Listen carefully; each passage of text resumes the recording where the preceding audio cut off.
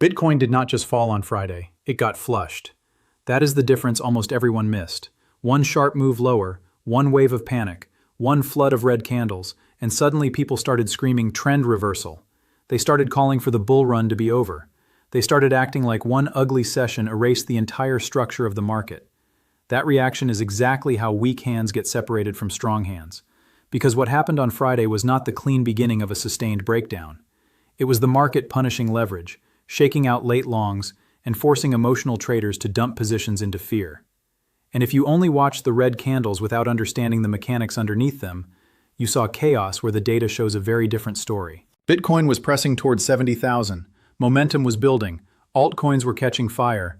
Risk appetite was expanding. Then the market turned. Fast, violent, enough to shock retail, enough to trigger panic, enough to make it feel bigger than it actually was. But the deeper you look, the less this move resembles structural damage, and the more it looks like a reset that may have actually strengthened the market for what comes next. In this breakdown, I'm going to show you exactly what hit Bitcoin, why the drop happened when it did, why the overnight action matters more than the panic on social media, and why the next move from here could catch a lot of people completely off guard. Start with the trigger. Bitcoin did not collapse in a vacuum. It reacted inside a wider risk market that was already on edge. And that matters because a lot of people still talk about Bitcoin like it exists in some separate universe, as if it trades on pure conviction and ignores the rest of the financial system. That is not how this market works anymore.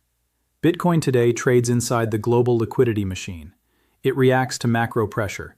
It reacts to shifts in risk appetite. It reacts to institutional positioning. And on Friday, one of the clearest external pressure points came from the shockwave moving through tech after NVIDIA's earnings reaction. That reaction spilled into the Nasdaq, and when the Nasdaq wobbles, especially after extended optimism, fast money does what fast money always does. It cuts exposure. That capital does not wait around asking philosophical questions about Bitcoin's long-term future. It exits whatever is liquid, volatile, and easy to dump. Crypto checks every box. So when traders started reducing risk across positions tied to momentum, Bitcoin became one of the fastest valves to release pressure. That does not mean the market suddenly decided Bitcoin was fundamentally broken. It means Bitcoin was sitting exactly where leveraged positioning becomes vulnerable when broader sentiment turns cautious for even a moment. That is why the drop felt so aggressive. It was not just selling, it was a chain reaction. And that chain reaction matters. Because there is a major difference between natural sellers stepping away from an asset and leveraged longs getting blown out all at once. One is a message about conviction. The other is a message about positioning. Friday looked much more like positioning than conviction. Bitcoin had surged hard toward 70,000. Traders piled in expecting the breakout. Leverage built up under the surface. Confidence rose too quickly. Then the macro mood shifted. The market slipped, liquidations kicked in, and the people who were late to the move got punished first. That is what a flush looks like. It is sharp. It is dramatic. It creates fear quickly. But it is not automatically the start of a deeper trend reversal. Now look at the numbers through that lens. Bitcoin was down roughly 1.5% on the day. In crypto, that move feels larger than it sounds because leverage amplifies every candle and emotion magnifies every headline. But even with Friday's drop, Bitcoin was still positive on the week. That alone should have forced people to slow down before declaring disaster. If the market was truly breaking, you would expect that kind of hit to erase the weekly structure cleanly and invite sustained downside follow-through. Instead, the bigger weekly picture remained intact. That is not what real damage usually looks like. Ethereum traced almost the same path. Down on the day, yes, but still holding within the broader consolidation that has defined this market since the earlier February shock. That is another key point. Bitcoin and Ethereum have not been trading like assets in freefall. They have been trading like assets trapped in a range, digesting prior volatility, testing ceilings, defending support, and waiting for a catalyst strong enough to break the stalemate. That range matters because people often confuse consolidation with weakness simply because it feels frustrating. But frustration is not the same as collapse. Sometimes a market pauses because it is exhausted. Sometimes it pauses because it is preparing. The job is to figure out which one you are looking at. The most important clue from Friday is when the selling actually hit. The worst pressure came overnight. That detail changes everything. Because while retail was waking up to red charts and panic posts, much of the real adjustment had already happened. The leverage flush did its damage in the hours when liquidity was thinner and reactions were slower. Then buyers started stepping back in, quietly, methodically. Hourly returns began turning green. That is not the signature of a market that is unraveling in broad daylight. That is the signature of a market that took the hit, cleared out excess leverage, and found demand faster than the headlines could keep up with. Think about what that means psychologically. The people who were least prepared for volatility saw red and assumed the worst. The people who understand how these markets breathe saw a sudden discount after crowded long positioning got wiped out. One group reacted emotionally, the other group repositioned. That gap in behavior is where so much money changes hands. Because crypto punishes emotional interpretation, it rewards structural understanding. Friday was a masterclass in that difference, and this is where the word cleanup becomes important. Markets do not move higher in a straight line forever. When too many traders lean the same way, the market becomes fragile even if the broader trend is still healthy. Leverage starts stacking underneath price. Expectations rise. Every bullish candle attracts more late entrants. Eventually, the structure gets too stretched. When that happens, the market needs to reset. Not because the long-term thesis is dead, but because the short-term positioning became unstable. Friday's move looks far more like that kind of reset than it does like the opening shot of a new bear phase. Now zoom out beyond Bitcoin and look at the altcoins, because this is where the story gets even more interesting. If the market were truly entering a widespread risk-off spiral, you would expect altcoins to look far worse than Bitcoin on a weekly basis. High beta assets usually get hit harder when real fear takes hold. But that is not what happened. Cardano posted one of the strongest weekly performances among major names. Solana also held impressive gains. Ethereum remained positive across the week. BNB added strength too.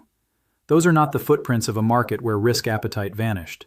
Those are the footprints of a market where capital is still willing to rotate into more aggressive opportunities despite a scary day. That matters because altcoin outperformance often tells you something about internal confidence. When traders are still willing to move beyond Bitcoin into names with more volatility and more narrative sensitivity, it suggests the crypto complex as a whole has not gone defensive. It suggests people are not exiting the ecosystem. They are reallocating within it. That is a big distinction. Money leaving crypto entirely looks very different from money reshuffling inside crypto, while the broader structure remains constructive. There was, of course, one notable laggard. XRP failed to keep pace and stood out as relatively weak compared with the rest of the large-cap field. That divergence is worth watching because XRP often carries its own regulatory and narrative baggage, which means it does not always tell the same story as the rest of the market. Sometimes that weakness is isolated. Sometimes it becomes an early warning sign of changing preferences. Right now it looks more like specific underperformance than broad contagion. But it is still a reminder that not every major coin rides the same current for the same reason. Now take the lens even wider, and the macro backdrop becomes even more revealing. Asian equities, especially tech names in South Korea, have been showing unusual strength. Capital has been rotating globally. Big money has not been sitting still. It has been moving toward AI infrastructure, growth narratives, and regions showing stronger momentum. That matters for crypto, because crypto does not live outside these flows. It competes for the same speculative and strategic capital. When global investors are still leaning into technology, innovation, and higher beta themes, that creates a backdrop where crypto can remain supported, even if US tech has a shaky session. This is where a lot of people oversimplify the correlation story.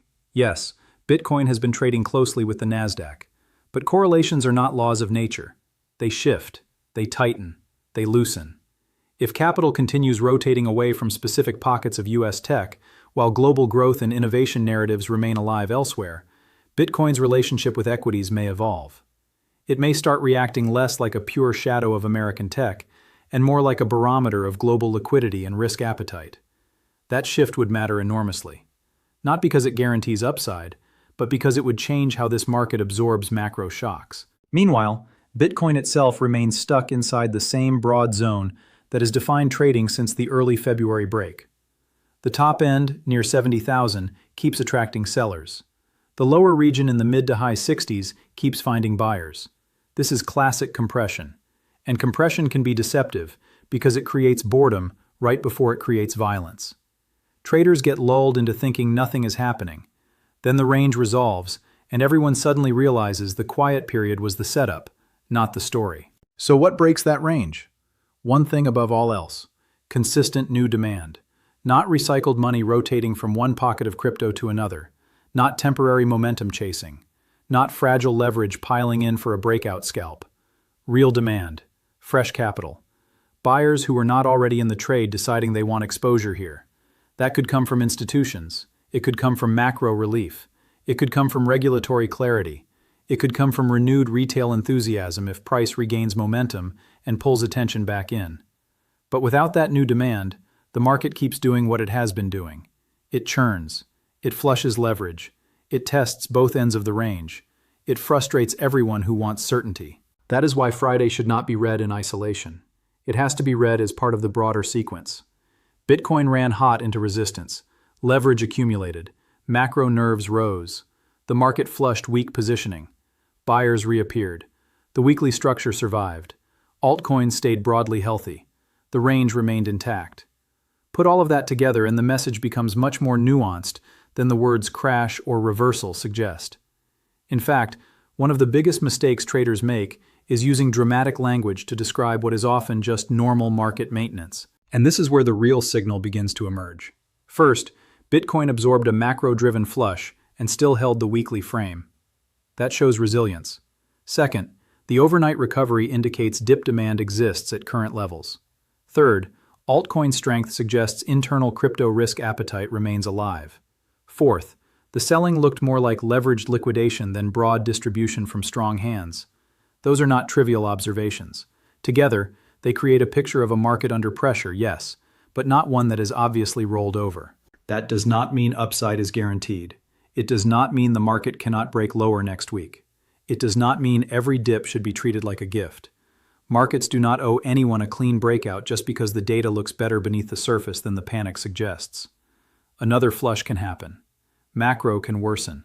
Tech can keep dragging sentiment lower. The lower end of the range can still fail if enough pressure builds.